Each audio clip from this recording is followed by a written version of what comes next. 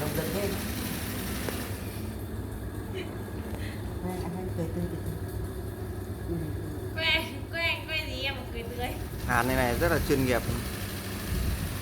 Này, hai cái này nhìn như kiểu là không hàn đấy nhỉ? Máy chạy tự động. Anh nhỉ? Cái miếng này dán nhau nhìn như không dán cái gì? Có cả người đẹp giữ Lợi hồn. Vừa xấu vừa xa. Vừa đi ra lại. đấy. Ủa chính trai di nguyên chưa vợ. Chưa yêu chưa. Ôi giời ơi. Lại BD như anh thì chi nguyên.